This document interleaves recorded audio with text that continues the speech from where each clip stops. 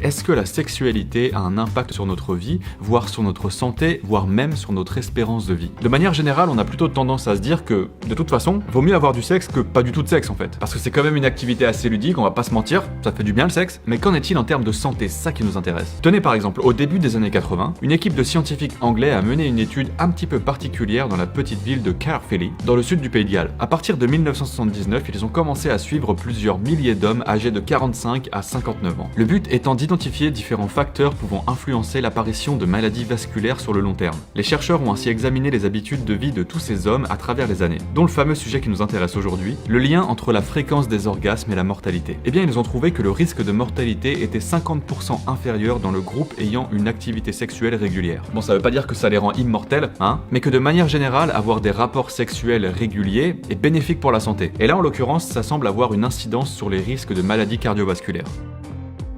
Les autres conclusions de l'étude semblent assez logiques aujourd'hui, mais elles ont permis de vérifier qu'avoir globalement une bonne hygiène de vie permet de vivre plus longtemps. Les 5 points majeurs étant ne pas fumer, avoir un indice de masse corporelle compris entre 18 et 25, faire de l'exercice régulièrement, avoir un régime alimentaire pauvre en graisse et riche en fruits et légumes, et boire peu d'alcool. Alors c'est des points qui semblent un petit peu classiques aujourd'hui, mais en fait qui ne l'ont pas toujours été. Mais au fait, est-ce qu'on ne pourrait pas relier la pratique d'une activité physique régulière avec le fait de faire souvent du sexe? Est-ce que c'est pas un peu la même chose au final? Parce qu'on est quand même pas mal à le savoir, je pense, une séance de sexe ça peut être assez sportif. On le sait du coup, faire du cardio c'est bon pour la santé, mais quel autre effet positif peut avoir le sexe sur le bon fonctionnement de notre organisme? Voyons d'abord quel effet à court terme provoque une bonne petite séance de baise. Alors évidemment, c'est la grande fête aux hormones. Logée dans un coin de notre cerveau, l'hypophyse se met à produire de l'ocytocine, surnommée à juste titre hormone du plaisir ou hormone du bonheur. L'ocytocine favorise le sentiment amoureux et social ainsi que l'attachement entre une mère et son nourrisson. Elle a un effet important sur la confiance, l'empathie, la générosité et la réactivité au stress. C'est une hormone très importante, conditionnant un paquet de nos comportements sociaux. Générée en masse durant un orgasme, l'ocytocine vient se fixer sur des récepteurs spécifiques situés dans le noyau accumbens. Cette fixation provoque la sécrétion d'une autre hormone, la sérotonine. La sérotonine est impliquée dans la gestion des humeurs et elle est associée à l'état de bonheur. On peut ajouter à ce cocktail sexuel un petit peu de dopamine, un autre neurotransmetteur qui procure une sensation de plaisir et de satisfaction, ainsi que des endorphines, des molécules de plaisir qui vont avoir un effet analgésique et anti-stress. Et enfin, de la prolactine, une autre hormone qui va persister pendant plusieurs heures après l'orgasme, procurant une sensation de bien-être et de plénitude. Bref, c'est abusé quoi. Avec tout ça dans le système, on comprend mieux pourquoi le sexe et surtout l'orgasme sont tant recherchés, que ce soit chez les hommes ou les femmes. L'orgasme favorise également l'endormissement vu qu'il détend un maximum, et pour ça, attention, pas besoin nécessairement d'être à deux. Même si c'est forcément moins intense qu'une relation sexuelle avec un ou une partenaire, la masturbation peut tout aussi bien vous détendre avant de dormir. Bon, on me la fait pas à moi, hein. Je connais. D'ailleurs, petite anecdote bien choquante au passage, est-ce que vous êtes prêts? Jusqu'au XVIIIe siècle, la masturbation était encore couramment utilisée par les nourrices pour endormir les petits garçons. Ouais. C'est ouf quand même, hein. Clairement, c'est pas le genre de truc qu'on nous raconte en cours d'histoire, ça, hein. Pourquoi? C'est bizarre? Hein les profs là? Non je comprends pourquoi en fait, c'est un peu bizarre. À plus long terme, une activité sexuelle régulière provoque tout un tas de changements dans notre organisme. Au-delà d'un effet largement bénéfique sur l'humeur et le stress, vraiment ça fait du bien ça, c'est comme ça quoi, ça fait du bien. C'est carrément notre système immunitaire qui peut être impacté. Deux psychologues américains, Karl Charnetzky et Frank Brennan, ont ainsi constaté une plus forte concentration d'immunoglobuline A dans la salive d'étudiants ayant 1 ou 2 rapports sexuels par semaine, par rapport à ceux n'ayant des rapports que plus rarement, à savoir une différence de 30%. Les immunoglobulines A ou IgA pour faire plus court, joue un rôle crucial dans la fonction immunitaire des muqueuses. Une activité sexuelle régulière provoque donc un boost dans leur concentration, mais c'est logique finalement. En rentrant en contact avec un autre organisme, notre organisme va chercher à nous protéger de toute infection potentielle, boostant par la suite notre protection naturelle contre le rhume et la grippe en bonus.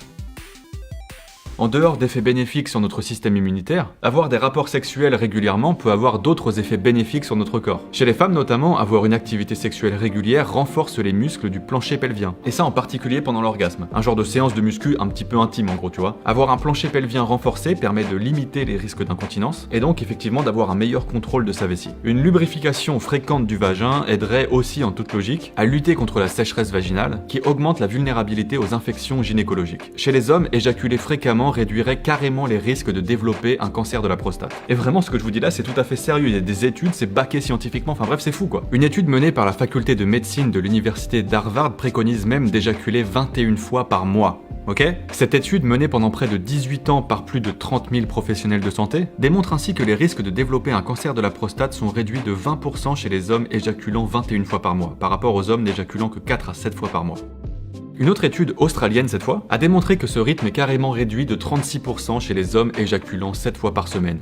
À ce rythme-là, c'est quand même assez sympa quand même. Et pour ça, du coup, pas besoin d'avoir quelqu'un, vous pouvez vous débrouiller tout ça, enfin je vais pas vous montrer comment faire après. De manière générale, même si les effets sont moins importants, la masturbation possède donc aussi largement des effets positifs sur la santé, et ça que ce soit chez les hommes ou chez les femmes. Ça peut évidemment servir à relâcher. À relâcher quoi? La pression bien sûr, à déstresser, je vous ai vu venir, hein, bande de petits pervers. Mais ça peut aussi améliorer votre humeur, aider à mieux dormir comme je le disais tout à l'heure, ça peut servir à améliorer votre concentration, à soulager les crampes menstruelles, etc. Même en étant en couple en fait, la masturbation est quelque chose de tout à fait naturel et de normal, qui possède de nombreux effets bénéfiques en dehors du simple plaisir qu'elle procure. Bon par contre, comme pour tout, évidemment faut y aller avec modération, hein. L'addiction à la masturbation peut être un vrai problème, réellement. Donc allez-y mollo dans le calbar ou la culotte quand même, ok? Tranquille. Donc si vous avez pas de partenaire, pas de panique. On se remonte les manches et hop, au boulot. Waouh. Faites gaffe quand même d'être dans des endroits corrects pour faire ça, hein, voilà. Et au pire, si vous faites gauler, vous dites que c'est bon pour la santé et que c'est même Harvard qui l'a dit. La meilleure excuse. Ah, c'est pas ma faute, c'est Harvard. Imbattable comme excuse. En conclusion, avoir une vie sexuelle bien remplie permet d'avoir une meilleure santé, et ça on le sait, avoir une bonne santé c'est bien, avoir une mauvaise santé, c'est pas ouf. C'est quand même dommage de mourir parce qu'on fait pas assez l'amour ou qu'on se tripote pas assez quoi. Alors je vous recommande à tous et à toutes des moments bien joyeux entre personnes consentantes et avec les protections adéquates bien évidemment. Et surtout on n'oublie pas le plaisir de son ou sa partenaire, hein SVP. Voilà, c'est dans les deux sens que ça marche. Allez, je vous laisse, faut que j'aille suivre ma prescription moi. Vous avez compris, hein, c'est l'université d'Harvard qui le dit. Merci à tous d'avoir suivi cette vidéo, mettez un petit pouce en l'air si vous avez apprécié, vous pouvez la partager pour passer le mot à vos potes, à votre famille, à tout le monde. Vous pouvez vous abonner pour ne jamais rien louper de ce qui se passe sur la chaîne et quant à moi je vous dis à très bientôt, à la prochaine car la science n'attend pas. Salut!